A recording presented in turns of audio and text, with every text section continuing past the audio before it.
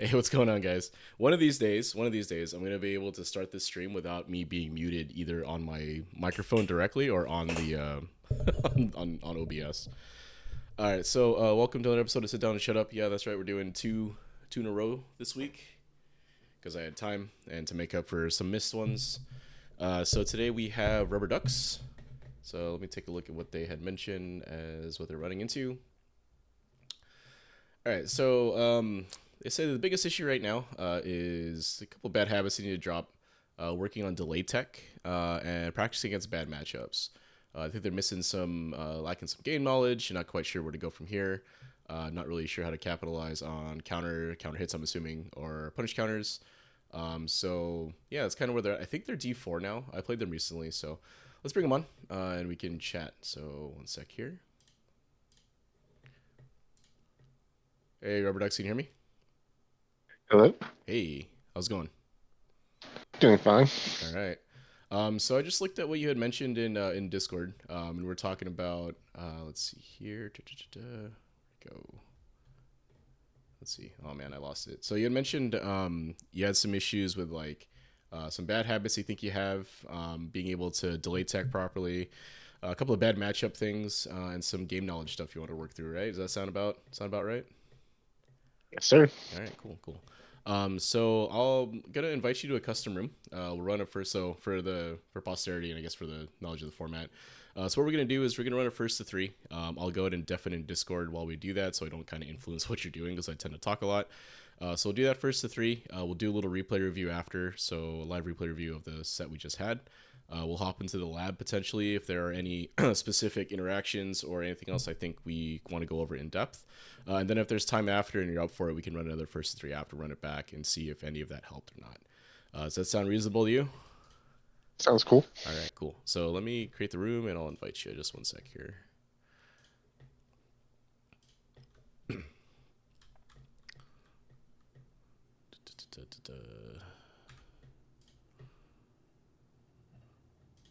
Been storming his dick off all day over here.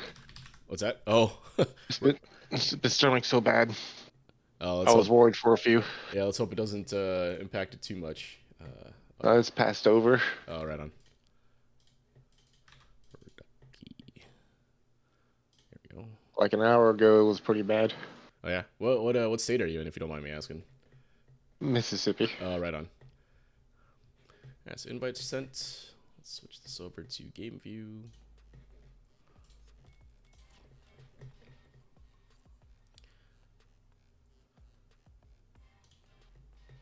All right, so go ahead and queue up at any slot, any player one, player two, doesn't really matter, and we'll go from there. I'll go ahead and def it in Discord. So good luck. We're good. All right, so I've played RubberDucks before. I think we played a set. I want to say last week, maybe it's a little bit ago.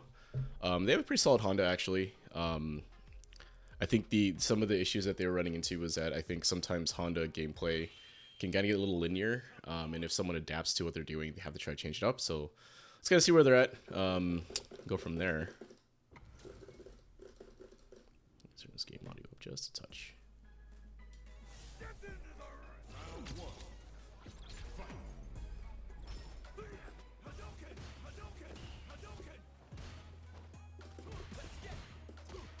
A nice challenge.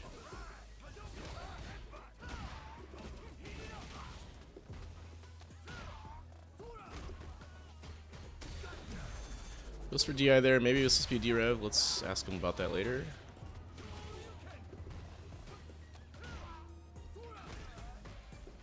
Oh, that was nice. Burnout maybe not so much, but maybe felt like they needed to do it.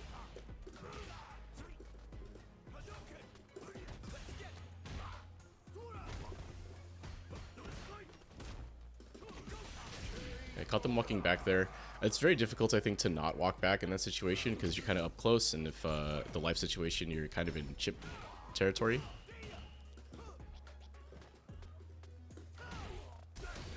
Oh, I didn't cancel? Come on. That was a good DI, I guess. Oh. Oh, that was nice. Ooh, not sure if they would go for a button or what happened there.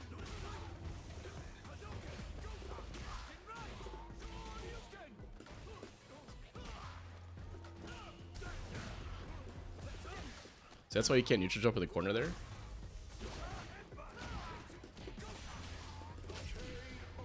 Because what happens if you neutral jump on a throw attempt, I can recover in time to anti-air, right? So typically, if you are gonna jump in that situation, I think I talked about it before. If you're gonna jump in that situation, typically you want to jump forward, so you get out of the corner, unless it's against a grappler, right? See.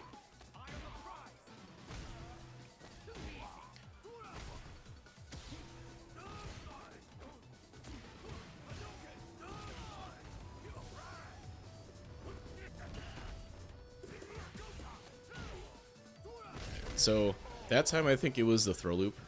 So I just went for a basic throw loop there. Just walk up, no, nothing too crazy, and they didn't really go for delay tech option.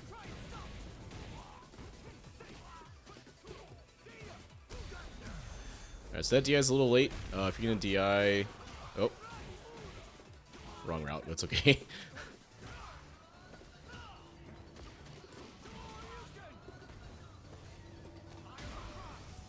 Yeah. Okay. So my feel of this right now is that neutral game can be improved upon. Obviously, there's some things to look at there, but I think the biggest thing right now is some of the corner defense stuff. So being able to effectively rotate your options based on what the opponent may or may not be doing, and maybe going for less hard read options. So like a parry, wake up parry is pretty, it's kind of a hard read, right, against a speedy strike, which I haven't really been doing, right? So.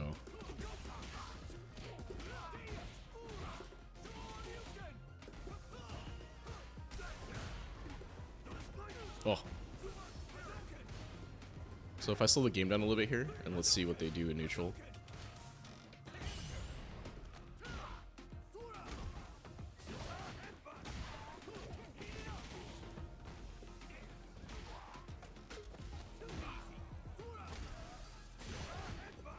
Okay. A lot of wake up options, right? Like they're pretty active on defense, it seems like, so that's kind of hurting them. Ooh.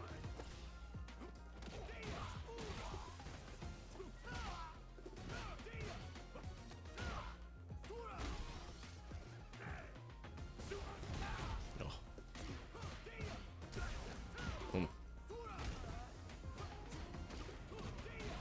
Stagger pressure. Oh, that was nice.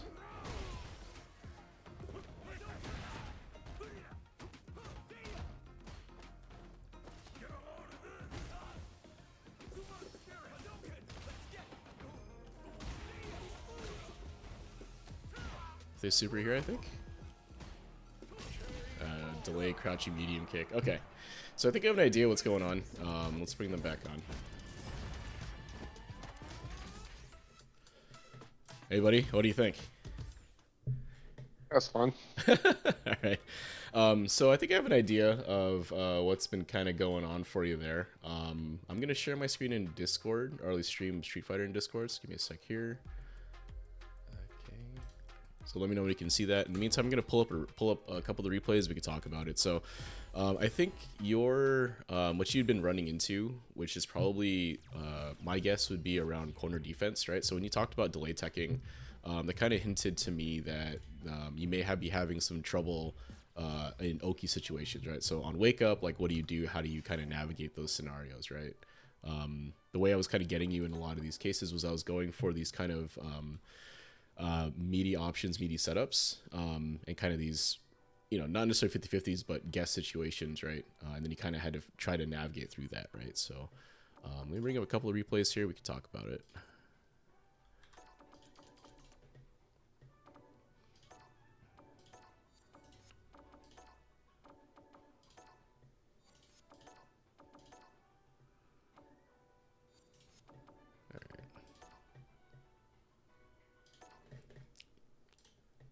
Can you see my screen okay? Yeah, I can see it. Perfect. All right, so this is game one of the set we played. So let's take a look.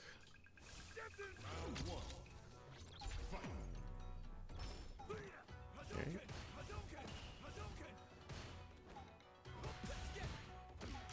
Okay, so this is actually an interesting challenge here. Let's see exactly what happened. Right, so I'm plus here, so I'm plus 4. Right? After the drive rush. And then you kind of go for you immediately challenge with a jab here, right? So this is kind of an interesting defensive decision. And the reason I say that is because most of the time, well, maybe not most of the time, but a good amount of the time when people are plus in this situation, you know, it's difficult for you on defense to press here, right? Because you're minus. If I went for another button here, something like that, you get frame trapped, right? But you went for it here, and it worked out because I went for a walk-up throw, which I probably didn't need to, looking at back at the replay, right? Like, given this, I think I'm probably close enough here to actually just throw you if I immediately press throw, but it is what it is. So something I'll say here is that typically, in a situation like this where the opponent has just, you know, you blocked a drive rush, like a normal cancel in a drive rush, right? And you block it here and they're plus. Typically, you shouldn't be pressing buttons here, right? Now, it works out here because I make a mistake and not throw you immediately and kind of walk up. But you got to be careful about pressing on minus frames, right? The big reason, again, like, you have to have a good reason to press when you're minus like this because it's difficult.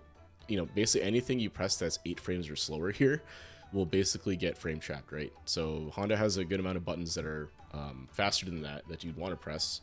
You know, nothing faster than you know. But what I guess I'm trying to say is you'll get frame trapped, right?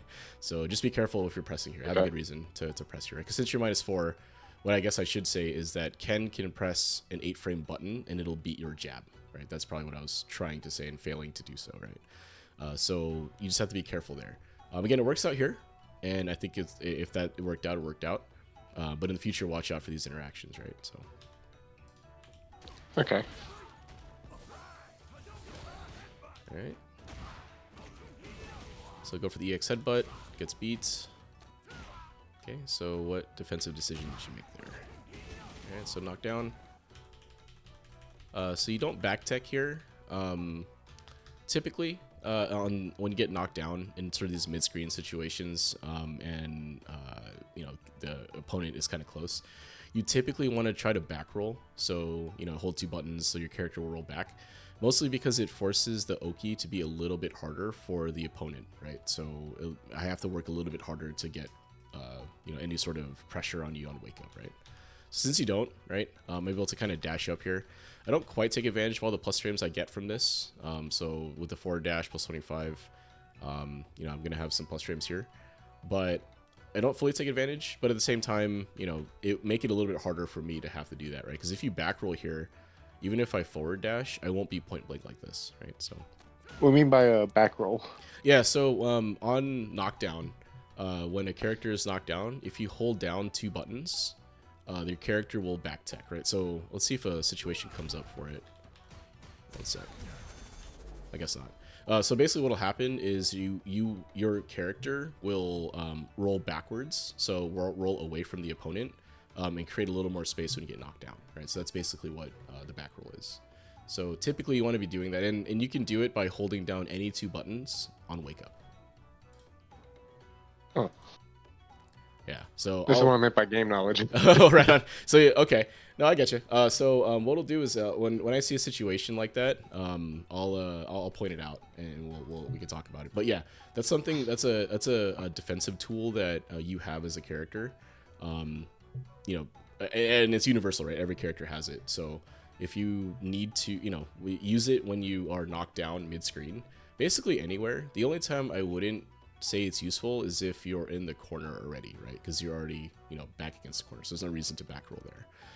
Also against like certain zoning characters, so against like JP or Guile or a Sim to some extent, where they want that space, you don't necessarily need to back roll there either. But typically against, you know, Shotos or anyone else, you typically want to back roll out on knockdown, right? So I will say that if you have any questions at all, feel free to interrupt me and just ask, and I'll do my best to try to explain it. So from here, take the punish counter. right? So you go for a DI here. It looks like it was a defensive DI. So if we take a look at this, right?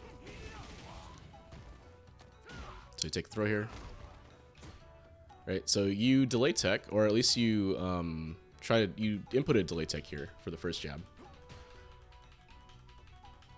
Take the second jab, and then you go for a DI here.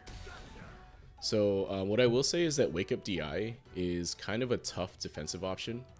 And the reason I say that is because wake up DI will lose to a lot of common offensive options from opponents, right? So, you know, if you think about like common offensive options from opponents like playing the game and they knock you down, they can do things like meaty strike, meaty throw, right? They can also do other things like try to shimmy you, neutral jump, right? Delay jab. There's a lot of offensive options that they can go for when you're knocked down. The unfortunate thing is that DI loses to almost all of them, right? So the main things that wake up DI will beat would be, I think, people who can't react to it, right? So if I just press a button here and I don't react to DI get hit, then that will beat me. The other thing it'll beat is if someone does a non-cancelable move or button on your wake up, right? So they like for Ken, for example, if I press something like a stand heavy kick or a stand medium kick or something else that's non-cancelable as a meaty button, then DI would probably beat that too if it's on wake up and I, you know, time the meaty a little bit poorly, right? But otherwise, like even if you take the most common three options in Street Fighter 6, which I think right now would be like a meaty strike, right, a meaty throw, or a shimmy, right? So, you know, backing up to beat a delay tech. All three of those options will beat a wake up DI, right? So on meaty strike, right, I'll have enough time to react, which is what happened here, right? So if we take a look at what's happening here,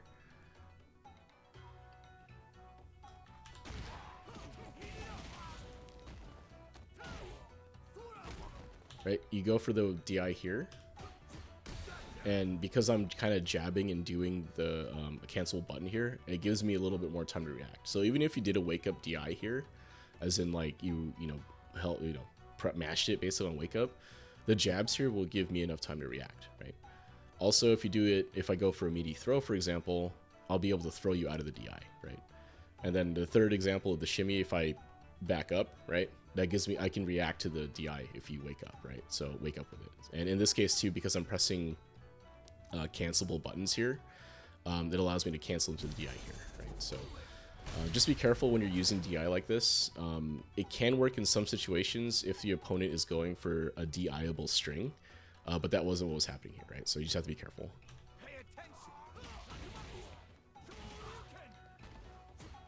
Right, so you go for a delay tech here, which is fine, right? On the wake up. So I think here's where you were kind of struggling, right, in the corner against me here. So what I do here is I go for like this kind of meaty jab, right? And then I go for a throw, right, after this. So what people will typically do is they'll delay tech through the entire string.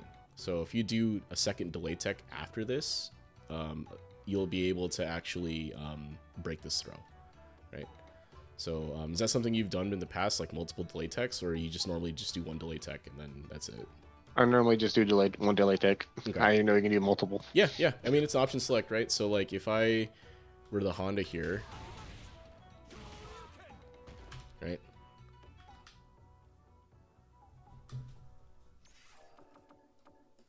Oop, I don't want to do that.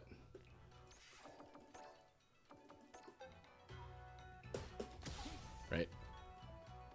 So I can delay tech through the entire pressure string, right? So, and there's more layers to this mix-up, but basically what's happening here is that, you know, you're able to continue inputting the option select until I'm no longer in throw range, if that makes sense, right? Because you don't have to delay tech if I'm not in throw range, right? There's no reason for you to input a throw if I can't throw you. So what people will do is if you've committed to delay teching in this situation, you can delay tech through the entire string, right? So let's show it one more time, right? So like basically I'm doing a meaty option here, right? Right? And if I do two delay techs, right, I'll delay tech the first button and then I'll delay tech the throw, right? And then I'll break the throw and then you get back to neutral, right? So something to consider adding to your defense here. because a lot of times, and I think especially at Diamond, people are playing with like, you know, they have very tight meaties, right? They do the strike throw mix up pretty well for the most part. So you can delay tech through the entire pressure string, and that will keep you more or less safe against meaty strike, meaty throw, if they're not shimmying you. But you know, in this case, I went for a jab into a throw, and if you had delay tech through the entire string, then it will, then you'll be able to defend it, right? So something to consider. All right.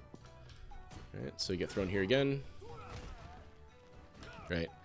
So here, what I'll mention is that typically in the corner, if you are going to jump like this, and I said on stream too, but if you are going to neutral jump like this, you typically want to jump forward, right? Jump over me, right? There's two reasons for that.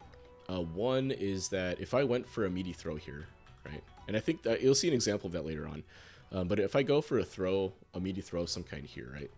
I'll recover in time to be able to anti-air you, right? And that's actually that's what happened in a couple other games, right? Is that you would neutral jump, I whiff the throw, but because it's meaty, I'm recover in time to basically anti-air you, right? The second thing here is that you typically don't want to be in the corner, right? So if you're trying to escape the corner, jumping forward here would actually work really well, right? And if we look at what actually happens,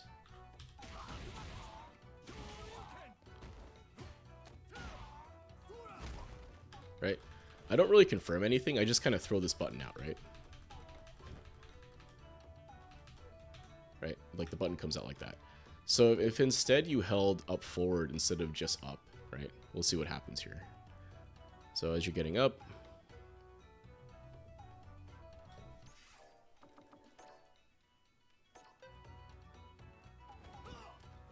right? So you're able to jump over me. And in this case, you'll actually be able to land a cross up, right? So you'd be able to land a jump in. Now I'm cornered and I take a combo, right? In that situation. So if you've committed to jumping, basically you're reading that I'm going to try to throw you, or maybe potentially shimmy you or something like that. Then jumping forward is a better option, right? Now there is some risk to this, obviously. So if I'm paying attention and you do that and you jump and I don't press the button and you jump over me, you might take a crosscut DP or some other anti-air option potentially. But at least you'll be out of the corner, right? It's called, you know, it's the corner tax or the crosscut DP tax. So just be careful when you're deciding to jump in the corner. Again, typically you want to jump forward. The exception to this, I think, is if you are playing against a grappler. So say like a Gi for a Manon or something like that. Going for a neutral jump there might make sense because of the threat of the meaty command grab, right? So you can't delay tech a command grab, right? So if you try, they'll just command grab you. So neutral jumping there might make sense. And the reason for that is because if you jump forward in the command grab, there's a chance that you may jump far away enough that you can't really effectively punish the command grab attempt, right? So neutral jumping in that scenario might make sense from a, like, I want to deal damage perspective. Because if they go for the command grab and you jump, then your reward for being correct is basically a full jump in combo, right? And which, you know, for Honda can be pretty big, right? So, yeah. Moving on from that. Right, so either way, though, you do land this hit here, and you do combo me, right? That said, what makes this kind of tough is that you burn out for this, right?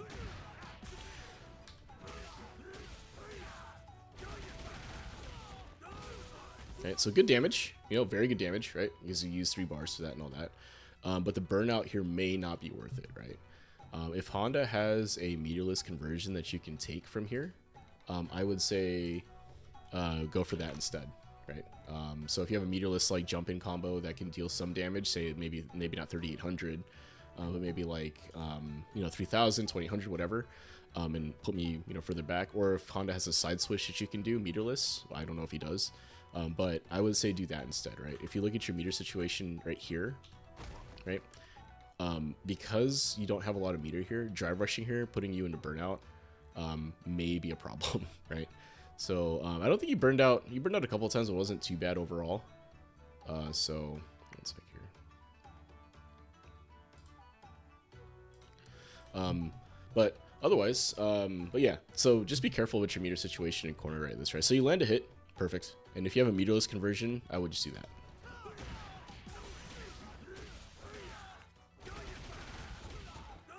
All right, so here I think if you look at my inputs, you see I'm holding 2 punch buttons. So this is how I do it. People people press different buttons depending. I use 2 punches here. And if you look at what my character does from here, I roll backwards, right? So you see how the Ken rolls back?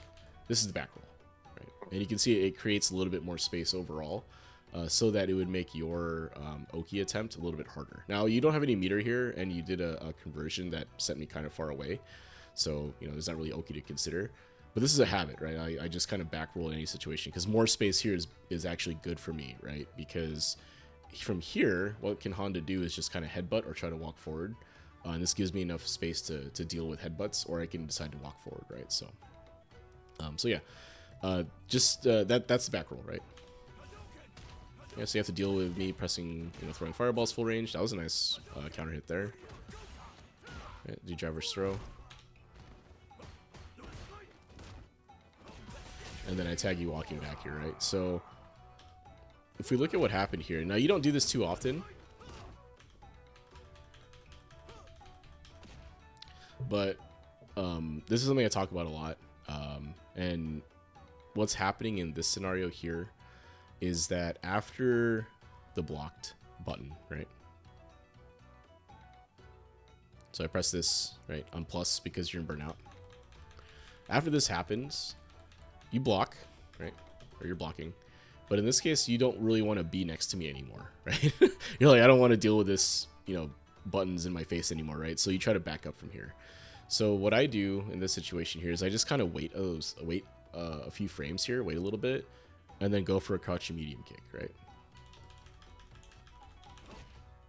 Right, and this happens to a lot of players, right? So, you're in a situation where you're too close, you really don't want to be there, so you try to back up and you get tagged, right? So, and that sucks, because you don't want to be you don't want to be close, so you don't want to get out of space, and then Ken just press the crouching medium kick, drive rush, right, and then kills you, right? So, what I will say is that you just have to be careful in those scenarios where you're kind of up close, and be willing to kind of plant, block, right? Stay there for a little bit longer. Maybe press your own button in that situation, potentially, although it's very difficult to press there because you're burned out. But, if you're able to block the crouching medium kick, maybe you have a chance at defending the mix-up coming, right? So, hopefully that makes sense. Yeah. I did notice you start most of your rounds with a neutral jump. So, I'm not against that necessarily if it's been working for you. If people are just like going ham at like round start and like drive rushing you or like other stuff like that. So if it's working for you, great. But I will say that typically on round start, most players, I think what's better is to just kind of block, right? Just kind of wait and see what the opponent wants to do before you start making those decisions like that. Now, like if you have seen me drive rushing every time, right, at the beginning of every round, then it totally makes sense. But if you're not seeing me do that, like there's no reason for you to neutral jump at the round start, right? So, because if I was better, and I do this here, right, is I actually press a button early and kind of tag you as you're coming back down, right? So, right. So you go for a dash, you get checked. That goes through, right? You actually see me try to try to cancel. Doesn't for some reason. Right? I press it, and I don't get the cancel, right? It's unfortunate, but so that worked out. I will say that reading like a heavy button in that situation for a DI, like a non-cancel button, I think is fine if that's what your intention was.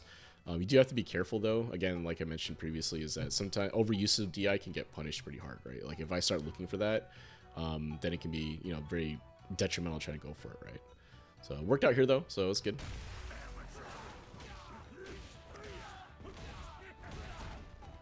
Right, good conversion, right? So you're plus 23 off here. You go for a neutral jump, right? Then driver sweep, right? So what I will say, Messed up there. yeah, I know. I was gonna say I think this was not exactly what you wanted, right? You wanted something else. I think. It worked out. I was going for a command grab. Yeah. Should have been the sumo. Yeah, I mean it worked out though, right? Because I tried to delay tech early on it, or maybe I'm not early, but I don't expect this coming, right? And I get hit by it. So, but what I will say here is that on this right here, it's a hard knockdown, right? So a hard knockdown means that I can't back roll anymore, right? So I'm stuck right next to you, and you're plus 23 here, right? So what I didn't notice you doing were like offensive sequencing, like with setups and stuff. So trying to go for like a meaty throw or like a meaty button or something to that effect. So it might be something worth adding to your game, especially through Diamond to get through that, right? So I didn't even know hard knockdown meant that they couldn't roll back. yeah, yeah. So hard, yeah. So yeah, anytime you have to, yeah, just keep asking. But yeah, hard knockdown when you see this tag on the opponent's side, this means that they can't back roll anymore, right? So they are effectively locked in this positioning. So what this means from a from gameplay perspective, it means they can't roll back. But from an overall perspective, it means that if you land this move or this sequence on somebody, this Oki situation will always be consistent, right? So you can always go for the same kind of setup here, whatever it ends up looking like, and be able to get, the meaty strike, meaty throw, or whatever you're going for here, right? So you don't have to manually time anything on my wake up. You can lab something out or look up a Honda document and, on Twitter or wherever else, or wherever else Honda mains get their info from. There's some folks in Discord that you can probably ask, and you can learn, what things you can do from this sequence here, right? Because this is a hard knockdown, so I can't do anything here, right? I can't roll back, and I can't create any more space, so I have to guess what's going to happen next, right? So in this case, I see you jump, so I go for parry. Okay. The block your crouch, you meet your stand medium punch. This button is really good.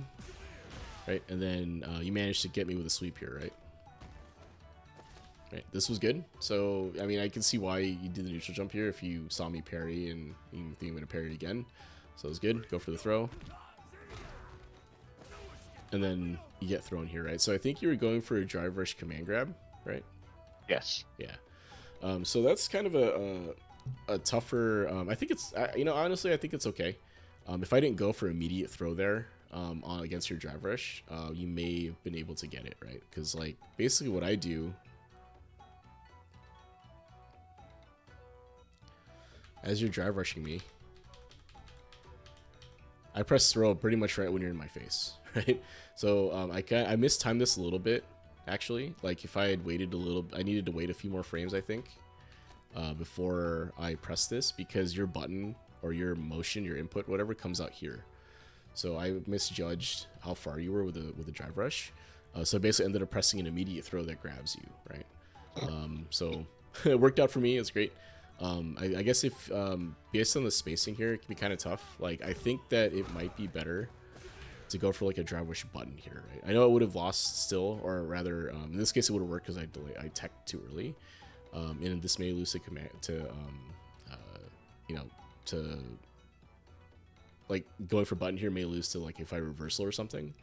But I think like you haven't really established that you wanted to do any sort of button out of drive rush to get plus frames, right? Since you haven't really been doing that, I haven't really been trying to defend it. I just kind of go for something else here, right? So I did delay tech because I wasn't quite sure. But I do notice that when you do the drive rush, a lot of the time you don't really go for a button into plus frames. Like the 2 times you did drive rush here,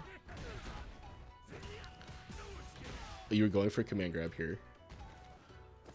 You get another grab here, and then you go for a command grab again here, right?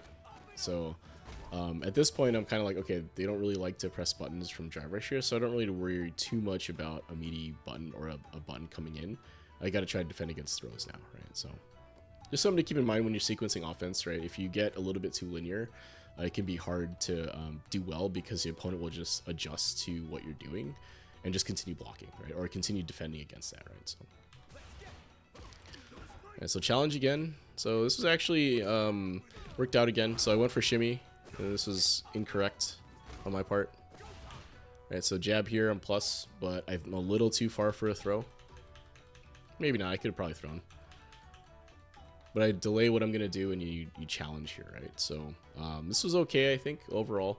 I will ask, though, do you tend to mash jab in these situations where it's like you're not really sure what's going to happen, and you just kind of go for jab? What do you think? 50-50. Okay, that's fair. I think what can happen a lot, especially in Diamond, is that people may not be as like tight on offense. Like even here, I'm kind of loose, right? I don't really press throw right away. I kind of staggered my pressure here, so that might be why it didn't work. But if I'd gone for a throw or try to stay tight on that, we're gonna frame jump. So if you wanted to guess that I'm gonna go for something that you can mash against, I think that's fine. Right? If you're making that defensive decision, because it's worked for you twice so far, right? So no reason not to. Just be careful though, right? If you start getting frame trapped because of that, like you get counter hit during your mash, then you probably need to adjust your defense to stop doing that, right? So, all right. So what Gotcha. happened here? So I go for the drive rush.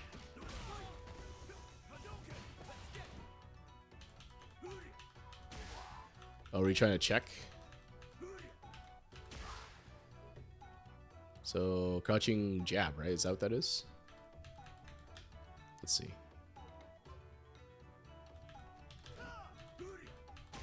That's a I think he was crouching. going for a clap. Oh, okay.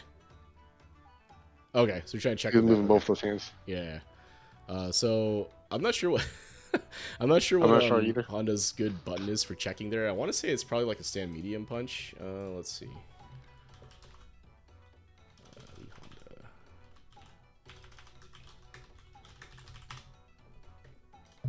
Let's see here. So if you wanted to check, probably want to do. Let's see. Stand medium punch might be too slow. It's 10 frame.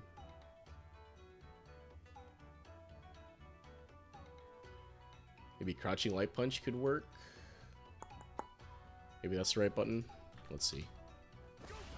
Might also be that the distance that I did that at may not allow you to do it. Let's see.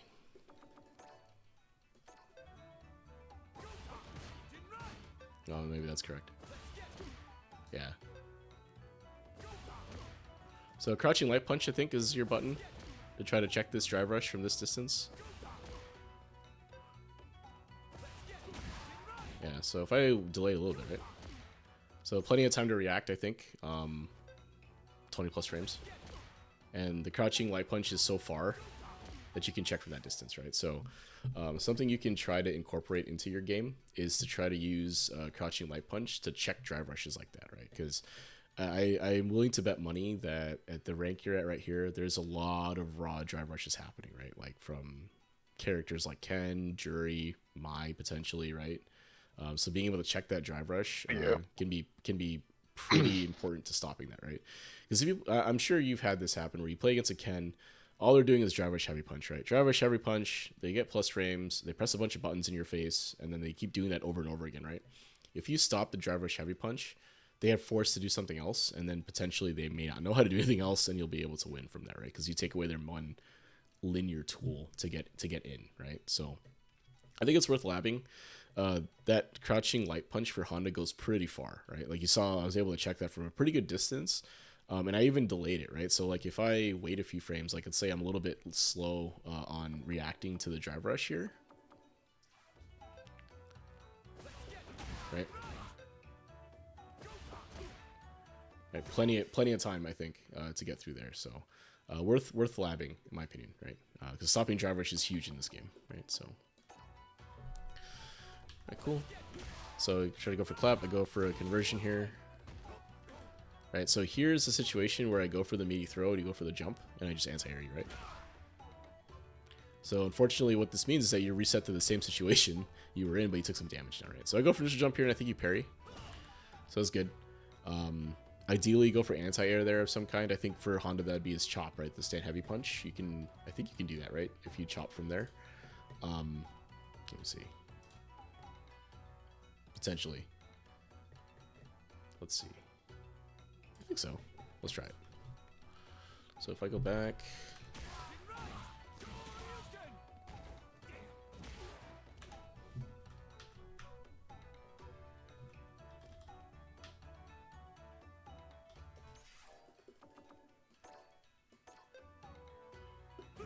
Nope.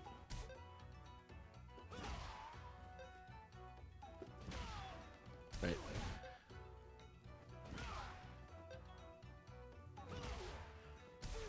I clearly don't know the timing for this move, but I think this would work.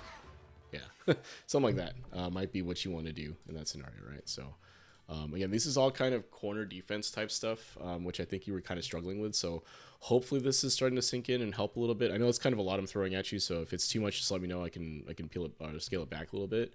But this is kind of where I think where it's where I was kind of beating you as we were playing, right? So, some of these things we can kind of adjust and fix, and you know it can be kind of the actual adjustment for it can be pretty straightforward, right? So like being able to anti-air on neutral jump like that if you do anything, jumping forward, that type of thing, right? So anyway, that I think that's worth adding, right? If you're gonna do nothing in the corner and just kind of wait for something, and then you see the neutral jump, just be ready to anti-air, right? You went for parry, which again I think is fine too. If you weren't 100% ready and you wanted to do something to stop me from coming down with a button, but you see me actually take advantage of that later. So, but anyway, from here, you go for DI again. Again, here I don't react, but if I did, you know, you get counter DI'd and potentially killed, right? Because I have CA and that's it. If I pressed any sort of light button after this, I would have had more time to react. But like again, a lot of the common options that would come after that jump in would lose to DI, right? So you just gotta be careful on the DI here. You go for a headbutt there, gets stuffed, right? And then you go for the EX headbutt, and then unfortunately die for it, right? So what I will say is that again, I think the most of where I was able to get you was mostly in the corner, right? So what would happen is like 1 or 2 neutral interactions may not go your way, or maybe they do and I back throw you into the corner. But once you're in this position here, I think it's hard. You're having a hard time getting out of it, right? So what I will say here, something worth considering is that people will reversal in this scenario a lot, right? Like you're about to die, you don't have a lot of life left, running out of meter, right? Or in this case, you had meter. Because you go for the EX here, right? But the risk reward here is kind of skewed, right? Because if you go for this and you land it, I don't think I'm going to die, right? Can you cancel EX headbutt into super? I don't think so. I don't think so, right? I know you can cancel your medium and your heavy. Yeah, but not the EX one. I right? could also be wrong. Let's find out. I could be wrong. Small headbutt. No, yeah, medium heavy go to level 3, or sorry, all 3. So light, medium, heavy can go to level 3, but you cannot cancel OD. So okay, but yeah, so basically here, right? If you think about the situation, you know, you can't kill me with this, right? So basically, this is a kind of a guess for game type of deal, right? So you guessed and it may or may not work out, but one of us is going to lose after this interaction, basically, right? So. That said, just be careful when you're reversaling. If you're going to reversal, you might want to do it a little bit sooner.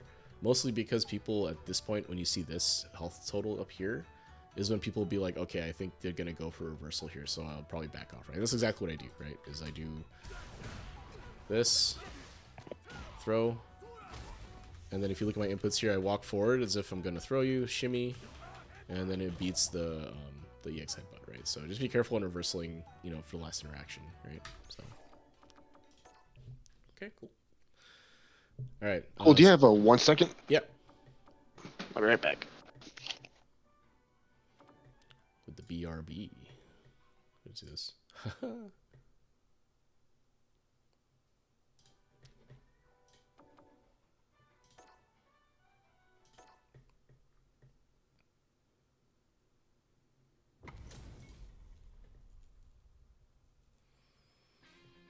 Yeah, Yomi, if you're around still, thanks for popping in.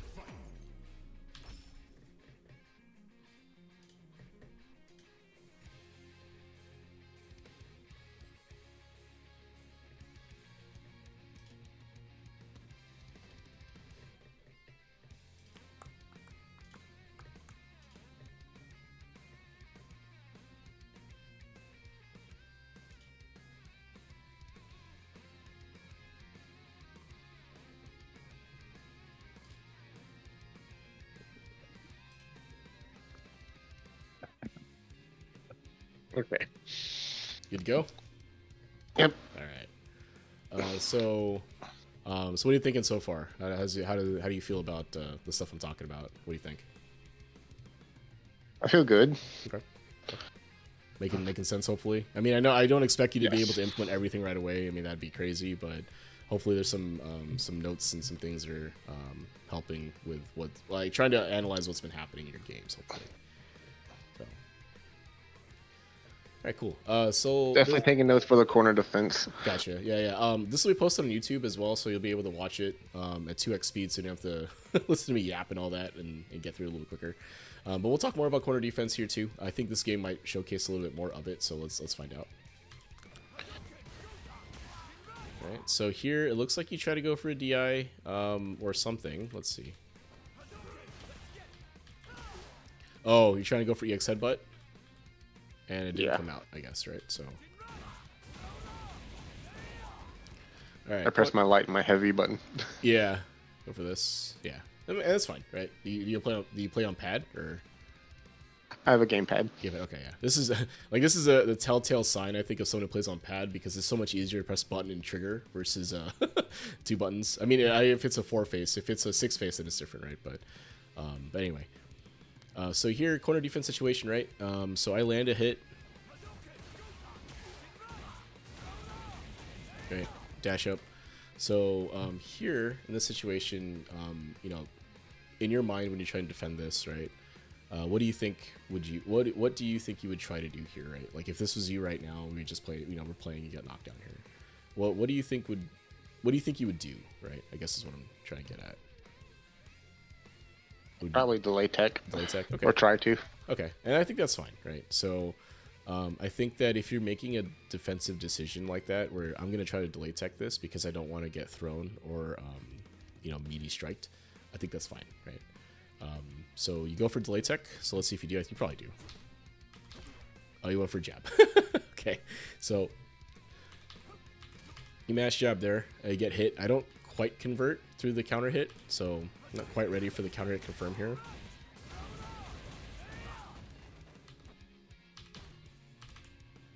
Right, so you mash here. He gets frame trapped. Normally I should convert this into a DP. I don't, so no big deal. Right, and it looks like you try to derev here potentially, or try to DI. It just didn't come out. Usually, I don't think it comes out on hit normally, so that might be why. If you're trying to do something there, it didn't come out. You get thrown. And there's that neutral jump again, right? So just remember that neutral jump here typically again is a hard call out for a throw, right? So if we consider our offensive and defensive options here that are coming in, right?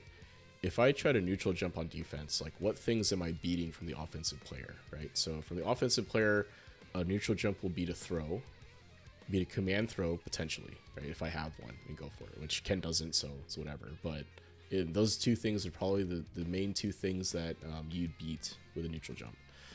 Another thing may be a neutral jump from the opponent. So like if I neutral jump trying to catch you doing something, that could also be an option that you beat because you would jump and then you would press the air-to-air, like an air-to-air button. But what does this lose to, right, on the other side of that? So if you try to neutral jump here and I apply a shimmy, or sorry, let's go a different route. If I apply a meaty button, right, it'll catch your pre-jump frames and you'll get hit, right? Alternatively, if I shimmy or go for a meaty throw, right, or sorry, if I shimmy you, you'll lose, right, because in this case, I'll be able to react to anti-air.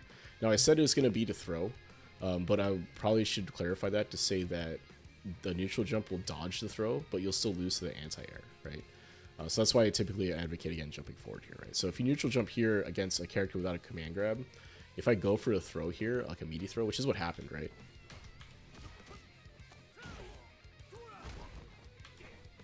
Right, so I go for the, it's a little bit late because I do a manual setup here, but I go for what's essentially going to be a meaty throw, right?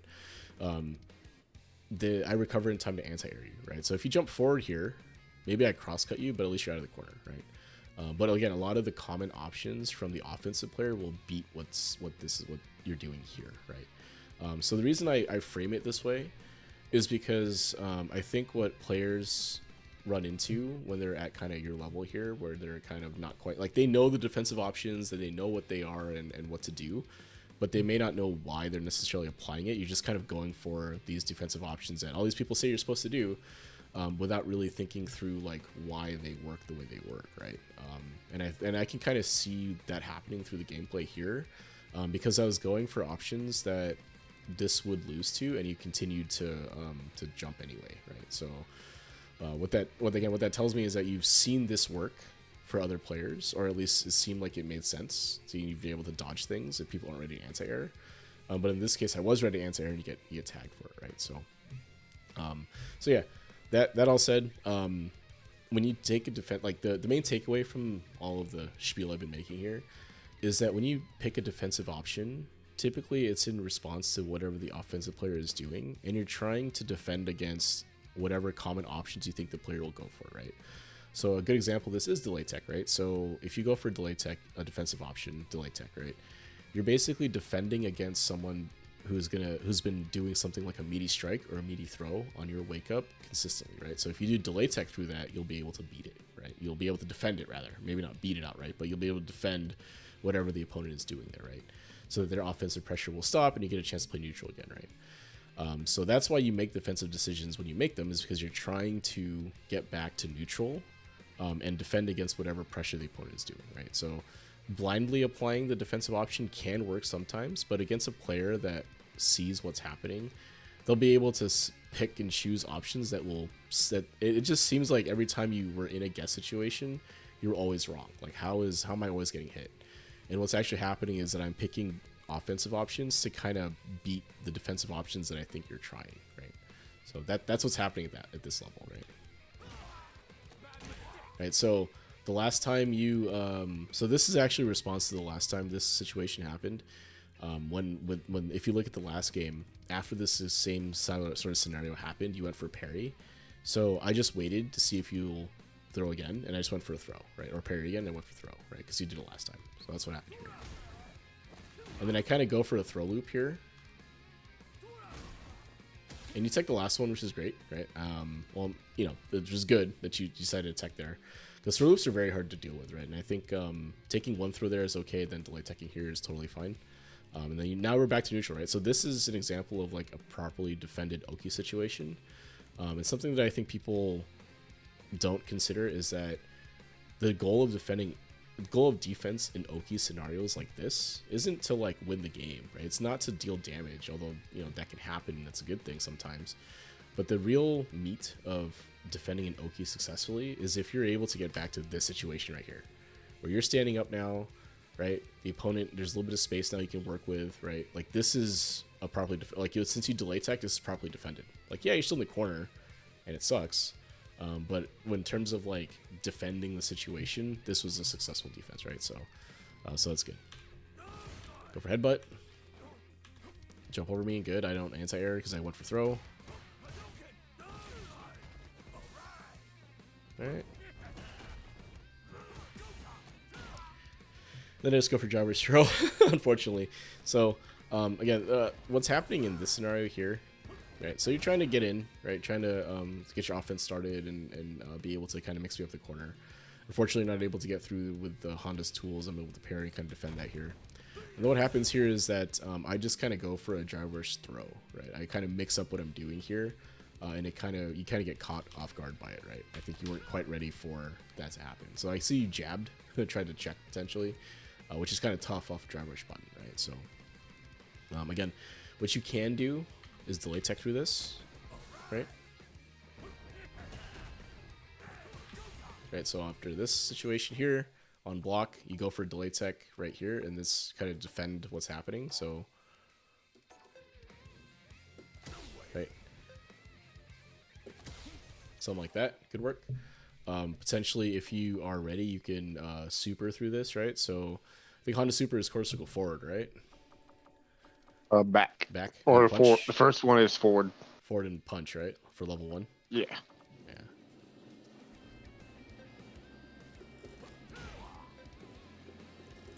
Well, I may not be able to do it. Yeah, something like that, right? I think the jab came out, but you get the idea, right? If you buffer a super there, you can potentially do it. It's a little hard, but you can try to do that, something like that if you're ready. But I think delay teching in that scenario against a drive rush may actually be a good option, right? So just don't forget that you can delay tech through the entire pressure string, right? So if you look at my inputs here, right, I can press it twice. I don't know if you saw it there, but you can press it twice like that, assuming that I'm gonna do like a jab into throw, and you'll be able to delay tech and defend both of those things happening, right? So you said you weren't aware that you could delay tech multiple times and it works, and this is a situation where that could be the case for you, right? Because if I went for a drive rush jab instead of a drive rush throw there, you would delay tech if you delay tech, you would defend that anyway, right? So if I did like throw into or jab into throw here instead of just throw, you would have defended it properly too, right? If you delay tech through the string, like you've decided to delay tech there, so if you delay tech through the entire pressure string, then I think that's okay, right? Like you've made that defensive decision. Now, of course, I can go for shimmy or something else, but I haven't really been doing that to you, so you know, it's tough to make that decision at that point. But that is an option for you, right? If you think they're going to go for strike or throw after the drive rush, you can delay tech in that scenario. So. All right. Thrown.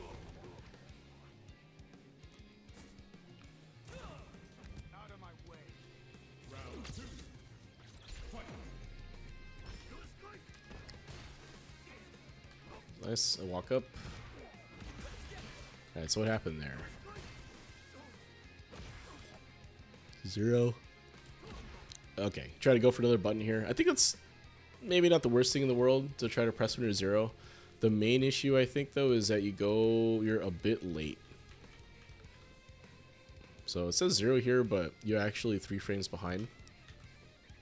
But I don't press right away. So this is actually back to neutral, basically, right?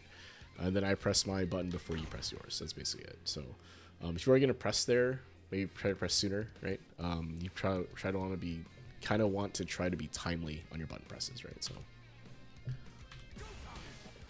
good drive rush. All right, another okay situation. And in this case, I go for an overhead, right? And this is just something you'll have to lab. Ken's overhead here is kind of reactable, right? And this is a very common setup off of Ken's run Tatsu, right? Right, whiff jab into run overhead, right? So this is a very very common meaty setup from Ken, right? To do that run overhead, right? So something to consider, you know, next time you're practicing or whatever, you can take this replay, go to this section of the game and just do replay takeover, and then see if you can react to the overhead, right? Because this is actually fairly reactable. I don't want to say fairly reactable, but it's reactable. I didn't even know about replay takeover. Oh, really? Well, now you know, right? Now there's something new you can play with, right? So it's really, really handy when I do sessions like this for replay review. And I think a lot of players benefited from this because, for example, like when you play against a Blanca that has like some crazy level 2 setups or like, you know, something else that you can't, you know, it take a lot of time for you to learn how to recreate on your own against the character you may not play. Doing replay takeover is huge because you can now lab against those particular scenarios without having to actually learn how to do it from the opponent's side, right? So, so now you can recognize it and go from there. So in this case, right, if you look at what happens after run Tatsu, you see Ken whiff a jab, and he goes in a run, right? So all of this happens in about 30-ish frames, so it's plenty of time to react to this. Now Ken does have a mix-up from here where he can go high, low, or go for a throw, but if you can react to the overhead, right? And you see it coming, so you can be able to just stand block here, right? It typically is how you defend it. So, unfortunately, you get hit, right? And I don't finish a combo, unfortunately. So if we go over here, right? So trying to DI this, unfortunately, the Jinrai, if it's raw like that, afterwards Ken's gonna be able to recover from here, right? So if you are going to DI a Jinrai, usually it's after some sort of button in Jin, right? So like the most classic example is like crouching medium kick into medium Jinrai, right? So if you DI early there and DI the crouching medium kick, then Ken won't recover in time for you to be able, like if you DI, after you block the crouching medium kick, you start mashing DI, and your first hit of DI goes into Ken's Jinrai, the Ken won't be able to recover in time to DI you back or get punish countered. So that's typically how you would do it here. So this, to me, seemed like a bit of a panic DI, or at least you're trying to press something here because I was doing stuff. So unfortunately here I'm able to recover and do that, right? So what I will say is that I've seen it a couple of times through our set where you would kind of DI in these situations just because it feels like there might be something you can do. So I would say just be careful if you be careful to not do that as often, right? Because you get blown up like this a lot, especially going through diving into master, like even low master, like 1300, 1400. People will be able to counter DI you, right? So you just have to be careful. Right, so again, the neutral jump gets anti-aired. Right, so here, looks like you reversal. And it looks like you were trying to, was this a D-Rev or something else? I'm not sure. Okay, so let's see here.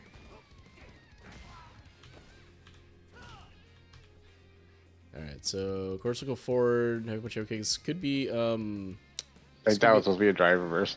yeah, it could be a gyro reversal. Would be my guess here. You could just hold forward after the parry. That would work because that would have potentially gotten me off of you. The unfortunate thing here is I actually just elect to block right after this. So even if you had reversals here, I probably would have blocked it. But the reason I'm blocking is because of this situation here. I'm expecting you to reversal here, right? So if you look at the situation, right, and on defense, you're like, well, I feel like this is a situation where I should reversal. Your opponent also sees that scenario and it's like, okay, they're probably going to reversal, and then does something like this random blocks. So this might be an opportunity for you to consider going for like a throw or some other option that beats block, like just straight blocking, or waking up with like a button here, right, potentially.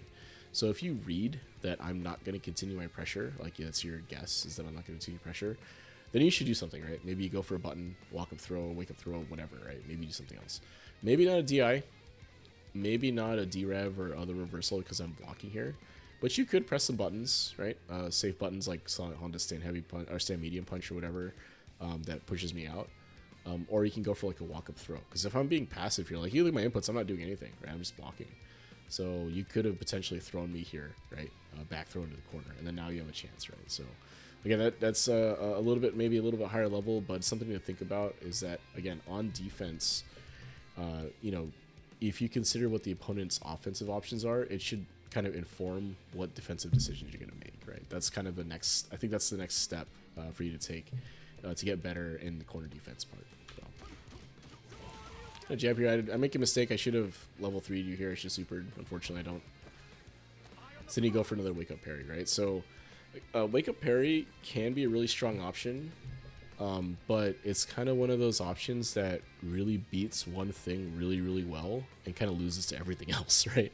So, like if we break it down, what does parry beat, right? Parry beats a wake up parry. It'll beat like a meaty strike, right? So if you get perfect parry, even better, right? It may potentially beat a jump. So if I jump and come down with a button and you parry, potentially you'd be able to parry that, and that's good. But on the flip side, it loses to stuff like throw, right? Because obviously wake up throw or meaty throw is going to beat throw beats parry, right? That's how it works. Punish counter or shimmy, right? So if I shimmied like I did in this case, I'm able to react to the parry and just walk forward and throw you, right? So because you're stuck in recovery since I didn't press a button.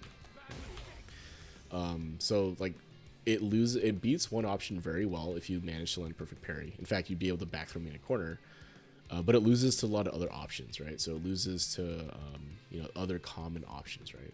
So what that means is that you have to kind of think about if I had been going for meaty strike a lot, in which case you'd go for a parry, or at least guess that I'm going to go for parry, right? So if you look at higher level play, a lot of times what they're doing is they're picking these defensive options based on what they think the offensive player is going to try to do, and they try to cover a couple of different options, right? That's why stuff like delay tech and delay jab and these other option selects exist, is because it's covering multiple offensive options from the opponent, right? So that's why pros do them, right? They do those option selects to try to cover multiple things, right? Delay jabbing? Yeah. Oh, yeah. Have you seen or heard about delay jabs? No, right? I'm assuming. No. Okay. So we'll talk about that. All right, cool. So I think that should cover the replays. I think we can call that the replays there. I think you have an idea of like what was working for you, what wasn't. Mostly, again, I think most of this is from corner defense. So let's take a look at a couple of defensive options and maybe go from there, right? Maybe this will be a little bit more helpful for you. So I'm gonna hop in the lab and oops, shit. We'll take a look at what I was talking about here.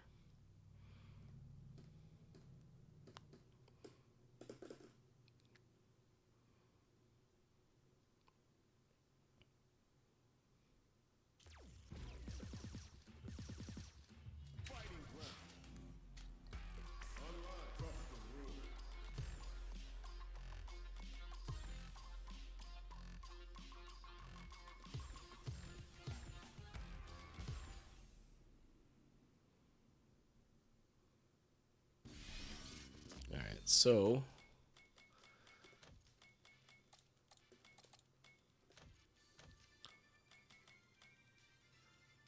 think what we want to do is we want to have him do this.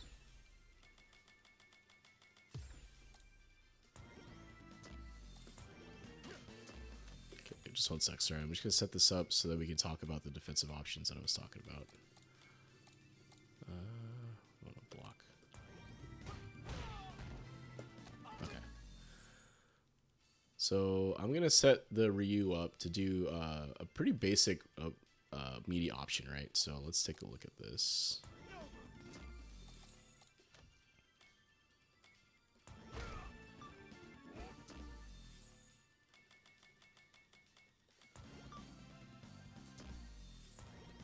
Alright, so I'm gonna just have him do a sweep and then just do a meaty throw, right? Manually time, but it should work for what we want to do here. That's not right.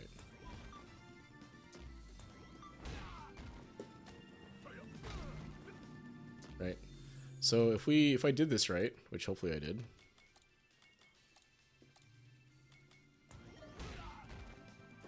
Alright, so if I mash, I should get thrown here.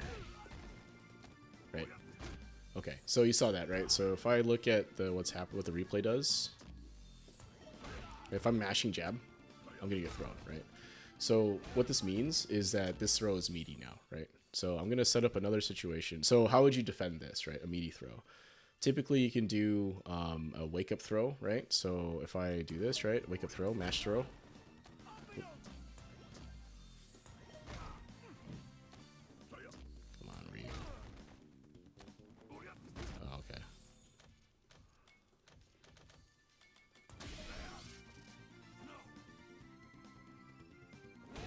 Or if I mash throw, I'll break it, right? If I delay tech, it'll also break it, right? Oop, if I can delay tech properly here.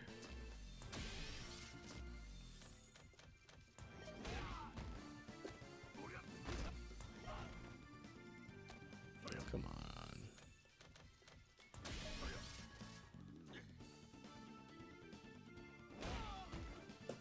Right.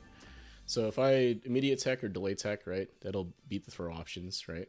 It could also do something like a reversal or some other options that exist there. But if we just talk about defensive options, right, from this situation here, you have a set that will beat the throw to varying degrees, right? Either you take you tech the throw, right, or you reversal through it. Like you can derev here, right? If I derev, that will also work, right? So if I take this,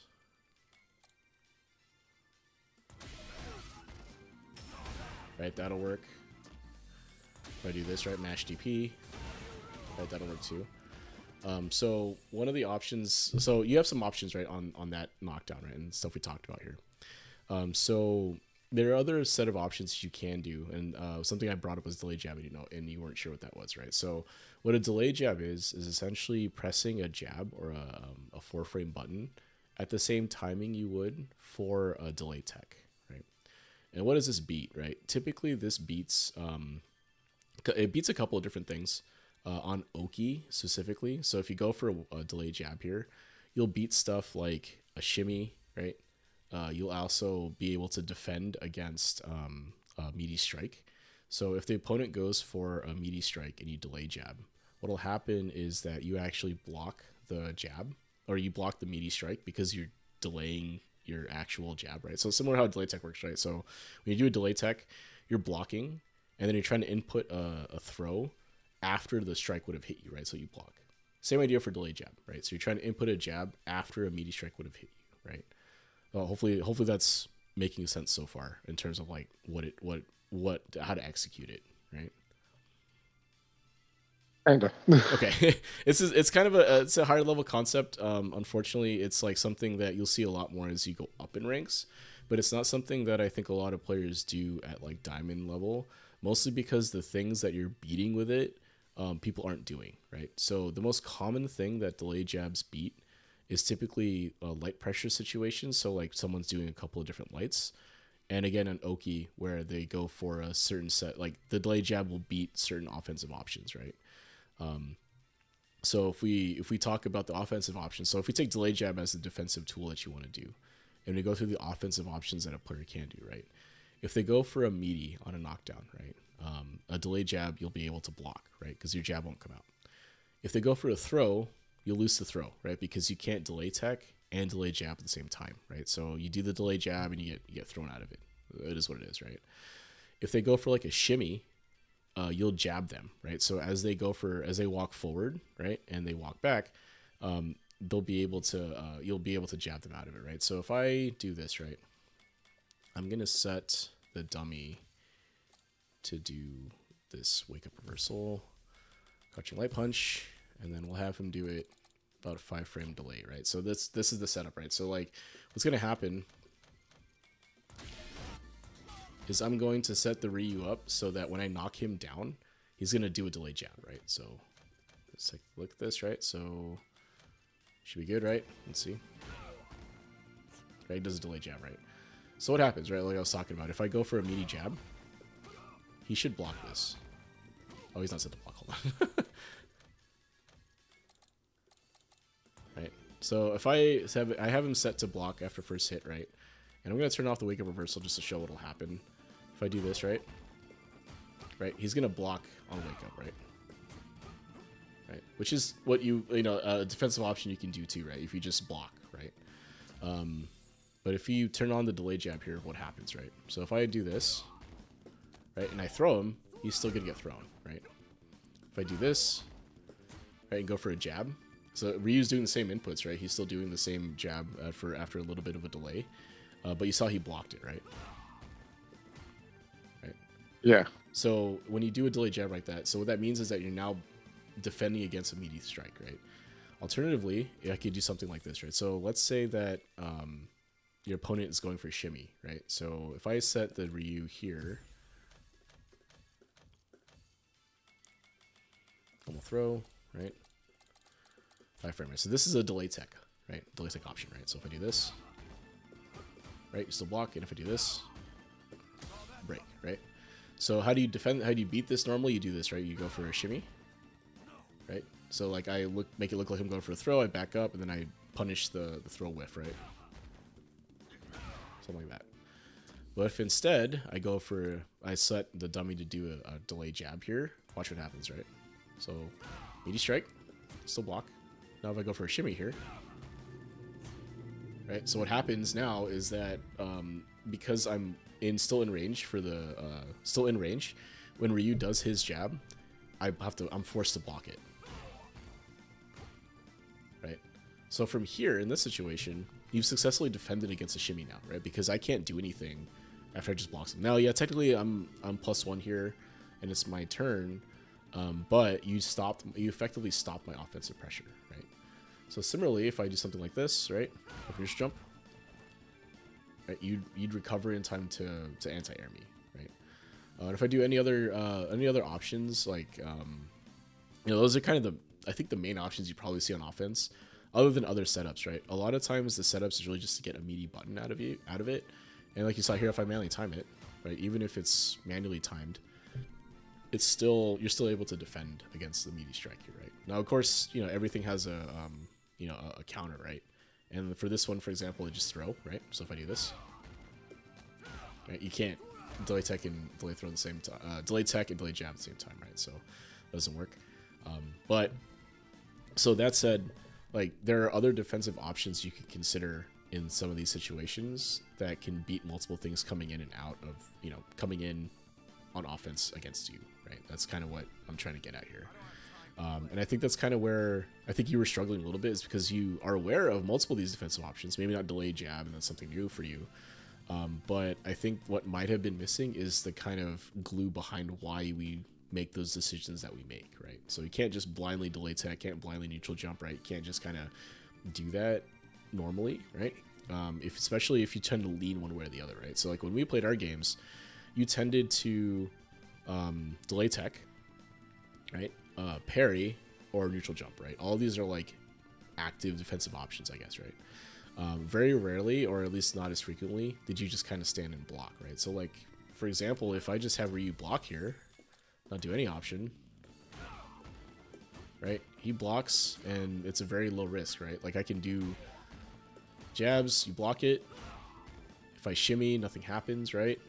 If I neutral jump, you're able to anti-air me, right? So like just blocking is also an option you can do, and just kind of waiting for the opponent to do something, right? So I guess my advice here would be, as you play more and more games, and you find yourself in the corner, and this is going to be very difficult. Like, don't pretend like it's super easy. But what you want to try to do is pay attention to what the offensive player is doing when they knock you down.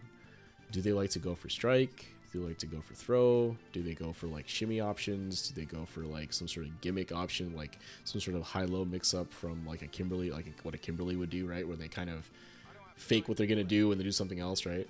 So like, how does the offensive player, what buttons do they like to press? What things do they like to do when they knock you down? And that's how you kind of form your defense, right? So like, oh, they tend to go for meaty strikes and meaty throws. Okay, now I can start delay teching. Or they tend to go for shimmy and neutral jump. Okay, then I'll just block, and then either anti-air the jump or potentially wake up with a button, right? Because that's an option too, right? And you did this a couple of times where you'd wake up with a button or wake up with a low. And it's the same exercise, right? So if we consider what happens on a wake up low, right? So I'm going to take Ryu's crouching like medium kick here. He's going to do it on wake up, right? Right. So he does this and he does this, right? So if I knock you down and I go for meaty, right? It's going to counter hit you out of the startup of that, right? Similarly, if I go for a throw, you counter out of that too, right? Well, so what does this beat, right? So this beats something like a shimmy, right? So I'm walking back, right? Drive rush, get out of the corner, right? Like, able to do that. Additionally, if I do a neutral jump, you'd probably recover in time to DP, or at least anti-air, right? Looking at the frames, yeah, probably, right? That's enough time. So you see this, right? I jump, plenty of time to try to anti-air me, right? Yeah, it's plenty of time there.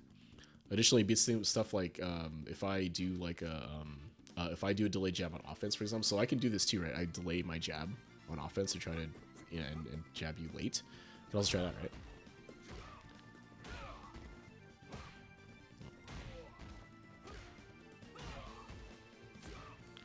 I'm not delaying this enough, or maybe I am. Well, should work against a delay button if it's a little bit late, so it should be like this.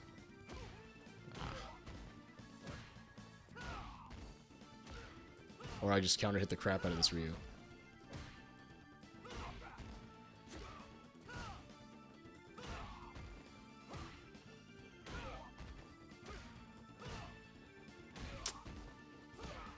Okay, well, I guess I can't get it to work, but it should beat a delay button, right?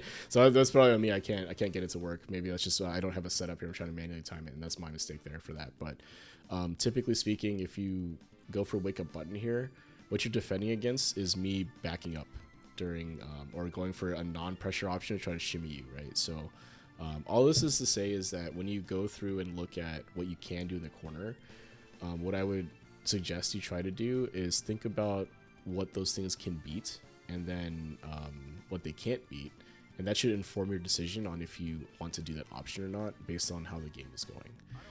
Now this is kind of higher level, and I think the games right now that you're running into, I think you would win a lot more if you stayed kind of consistent with just blocking and delay teching and just waiting for the opponent to pressure to kind of end, right?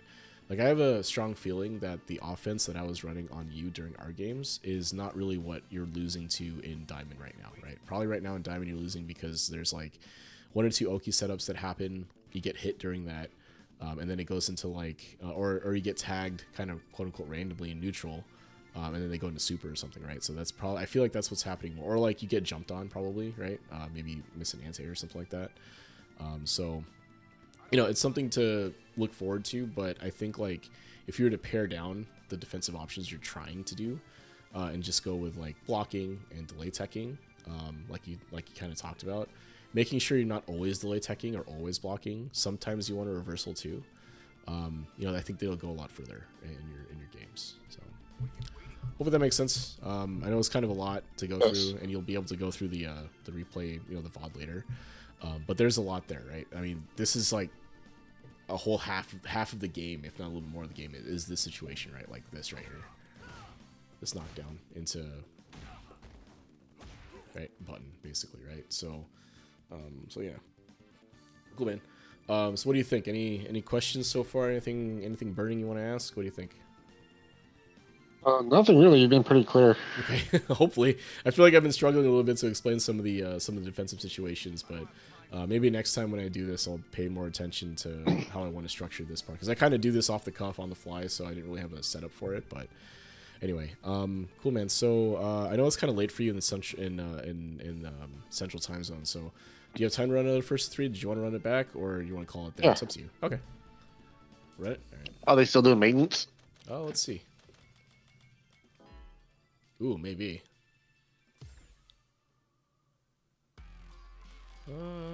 Maybe not. Let's try. My controller, maybe.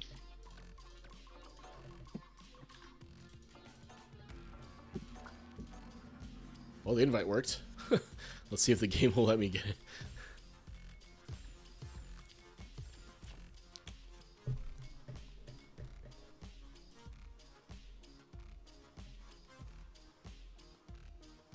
Give me a sip of water. Yeah. Yeah, just queue up when you're ready.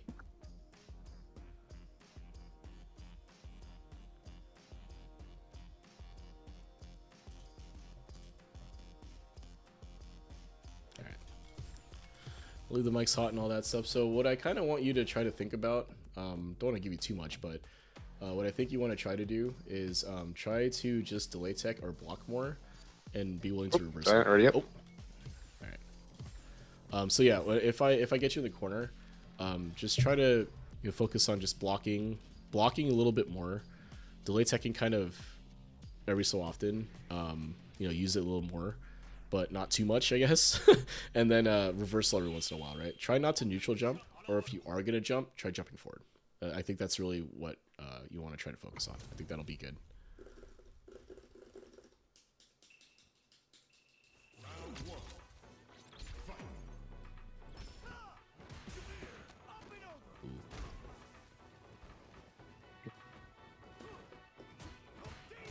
Nice.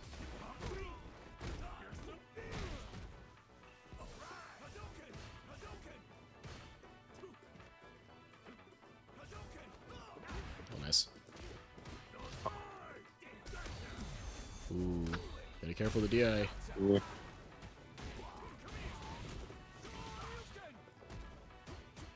Nice. Nice. Yeah, see how much better that was? You forward jumped, you got out of the corner, minimum damage, and now you have a position. Well, you did.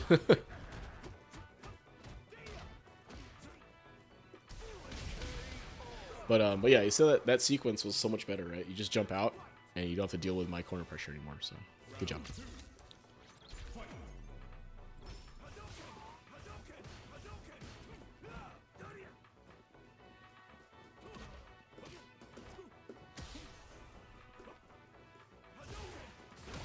Oh, nice.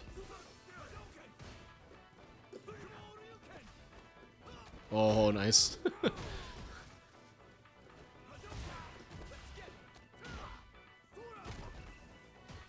Oh, don't forget to back tech, right? So hold 2 buttons when you get knocked down.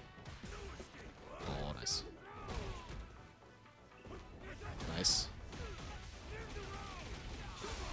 Nice. I should have done level 2. Save a little meter, but one of those things is like, you want to make sure, right? I mean, maybe you probably would have known from there level 2 would have killed, but if you route into the level 3 there and kill me, I think that's worth it, right?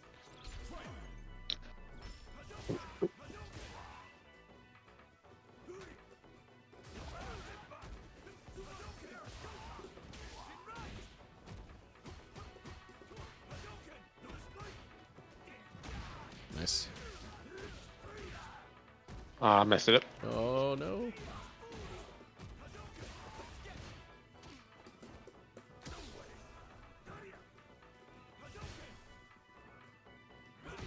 Nice whip finish.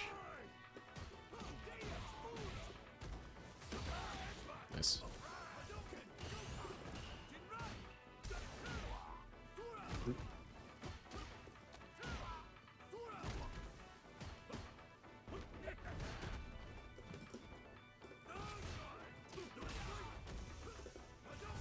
Oh, a little bit late, but I think that might have worked. Might have worked if you were a little bit earlier on the butt slam. But I think you can kind of see the difference, right, in what's happening if you're just kind of focusing on blocking delay teching a little more.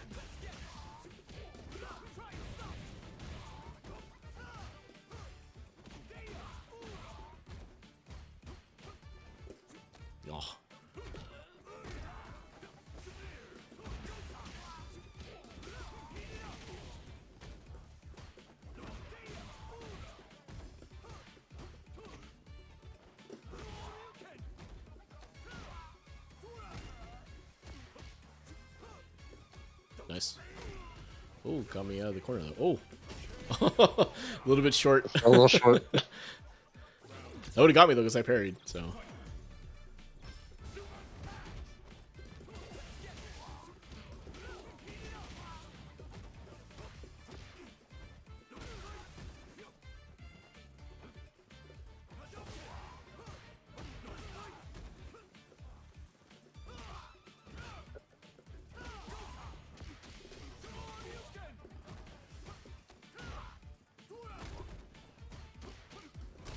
Oh, nice.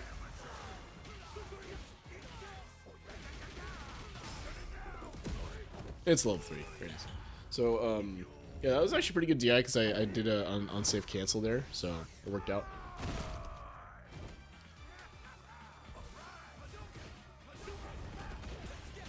A little short. Yeah, a little short.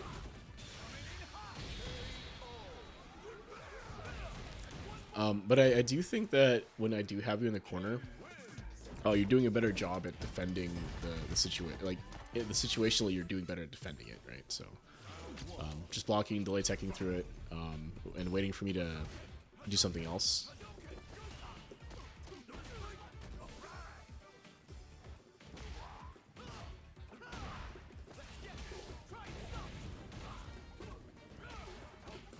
Ooh, match there. Oh, okay.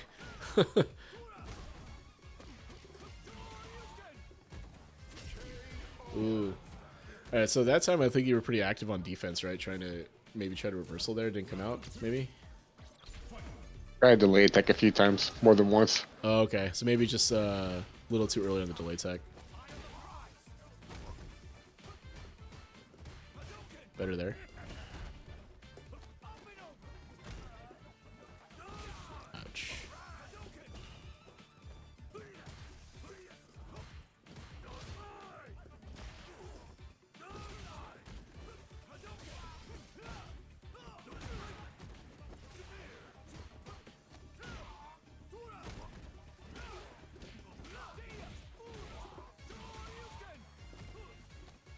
Oh.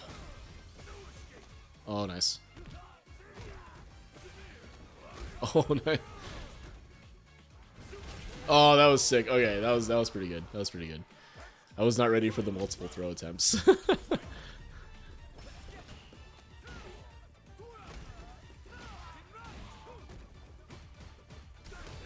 Oh, nice.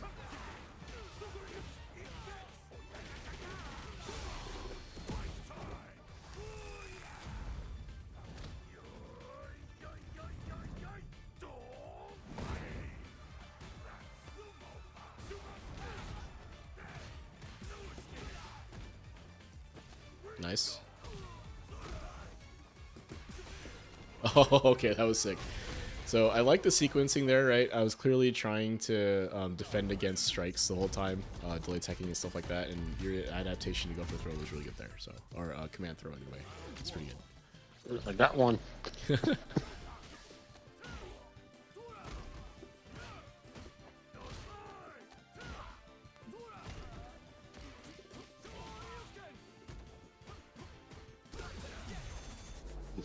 Ooh, unfortunate. It's my fault.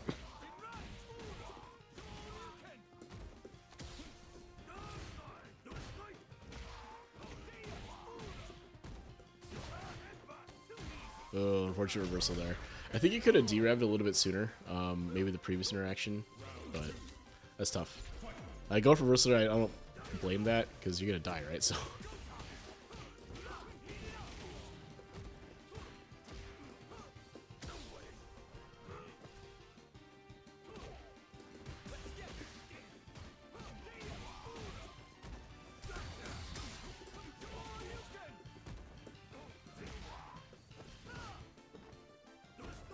Oh.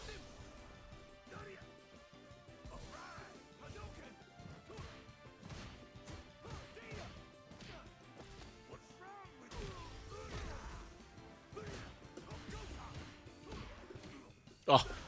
No DP. But yeah, I think that So I think there was some good stuff coming through there, right? Good changes, I think, in the corner especially, right?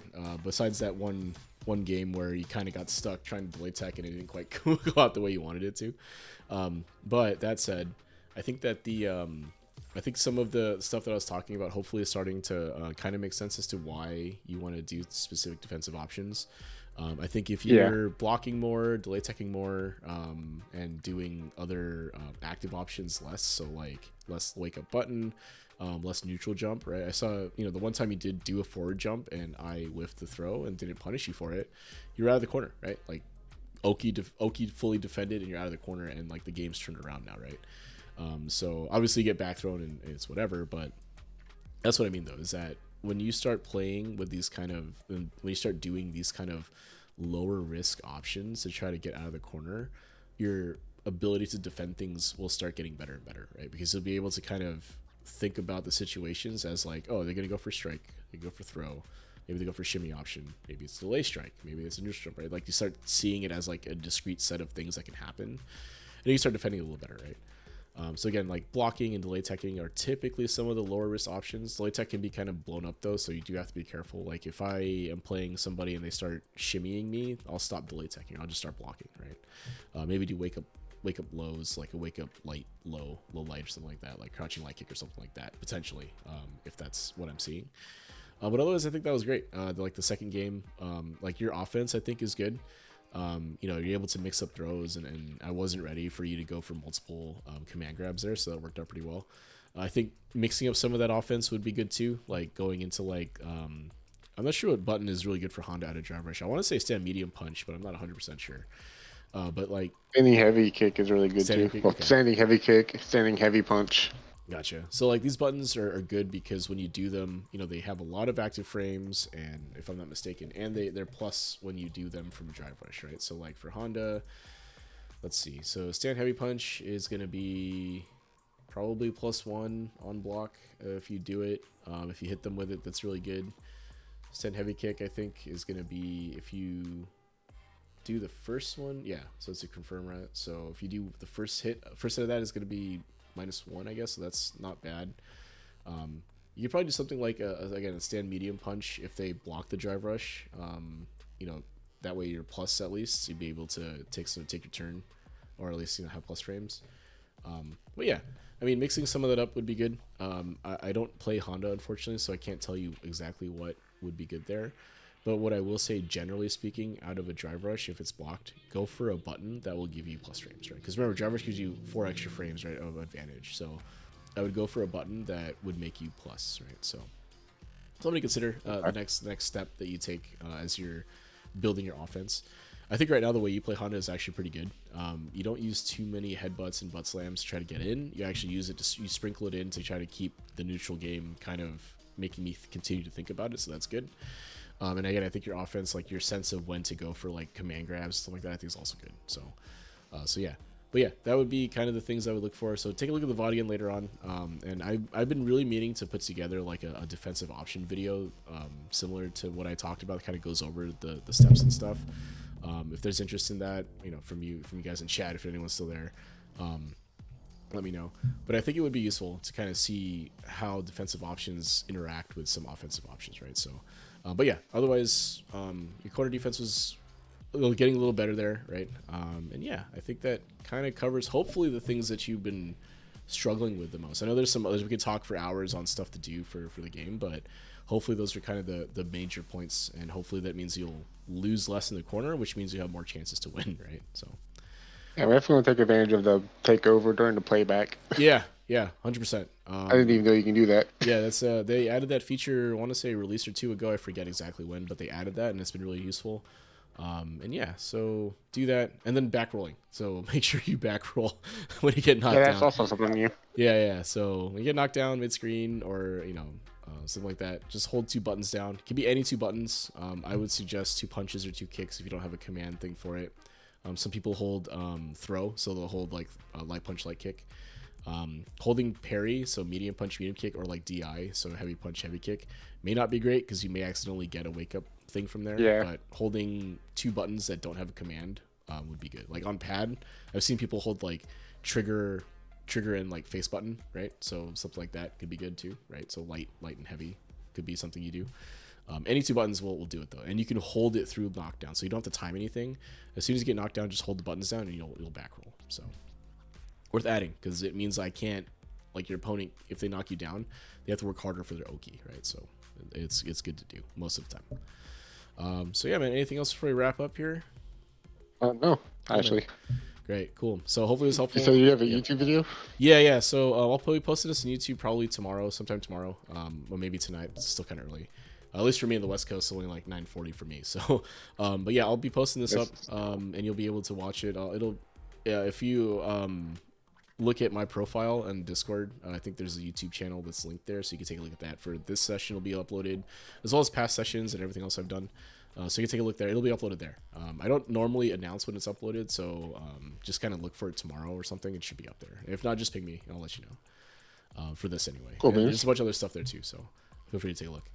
So yeah, man, if nothing else, I'll just do the outro real quick. You can hang out if you'd like. I'm just going to meet you on stream for the Discord. But if you want to take off, you're more than welcome. So again, appreciate you, man. Hope this is helpful. It definitely was. Cool. Thanks. All right, so this has been Sit Down and Shut Up. So another training session. If you liked this, I run this through the FightRise Discord. So FightRise is a fighting community mostly focused around Street Fighter 6. They run bi-weekly events through their One Fight Stand series. So it's basically a round-robin tournament. They have a couple of different pools. So they have a larger pool for master level players. So it's basically going to be a 7-round Swiss. Typically is what they run. So however many players in you run, you get 7 rounds against other master players. If you're not in master and you're lower rank, so say diamond or below, they have a separate set of pools for that. So usually it's separated by rank. So like they'll have a diamond pool and a platinum pool depending on the number of players.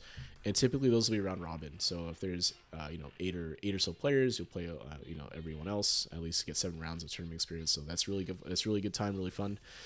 They also do community showcase events through their Urge to Fight series. So I'm a commentator on that, and I play every once in a while there too. So if you are interested in looking at that, they also you can check out FightRise. You can twitch.tv/FightRiseFGC. I think I have links. Do I have links? I forget my actual commands here. I think it's Discord. Yeah. So you take a look at the Discord there to take a look if you wanted to take a look at those things. So those are a lot of fun. The last one in December was their one of their kind of charity events, so they raised a bunch of money for the Raiden Foundation, so it was great for that. If you're looking for a session like this for yourself, I do this completely free. It's just I do this for the love of the community. My only payment is I get to make content from this, so it's great. But if you are interested in a session like this, feel free to join the FightRise Discord. Take a look at a channel called Sit Down and Shut Up with Juzzy. And there'll be some instructions on how to sign up for a session, right? So I try to do these about once a week. I did twice this week because I had to make up for I didn't run one last week, I think, and stuff got busy, so I try to make up for that. So if you're interested in a session like that, or if you're interested in sets with me, feel free to join that Discord, me or anyone else on the Discord. And if there's another coach that you can take a look at there, so FightRise does do coaching too. There's an individual named Satora. They are very good at the game also, and they also do coaching on this through the Discord as well. So you can take a look at the thread under the training requests, I believe the channel is, and you'll be able to sign up for a session with him as well, right, if you wanted to do that. Additionally, I'm part of the Newbie Fight Club. So the Newbie Fight Club is another Discord community that focuses on helping new players get into the game for Street Fighter 6. But it is all levels though. So anyone from rookie pick up the game to like master level players that have been playing for years are in this club. They run lobby nights every Monday, Wednesday, Friday. They also do round robin tournaments every other Friday. So if you're interested, if either of those things interest you, again, the Discord links are in the in my chat. And if you're watching this on YouTube, links to both of these descriptions, at least links to both of these Discords are going to be in the description below, right? So yeah, otherwise, I wanted to thank everyone for hanging out. If you're still around, I don't normally interact with chat all that much during these because I'm usually focused on helping the person I'm working with. So I do appreciate your messages, your follows, and your subscriptions and all that good stuff, likes on YouTube, all that stuff that I'm supposed to say as a content creator. So anyway, I appreciate you guys and have a good night.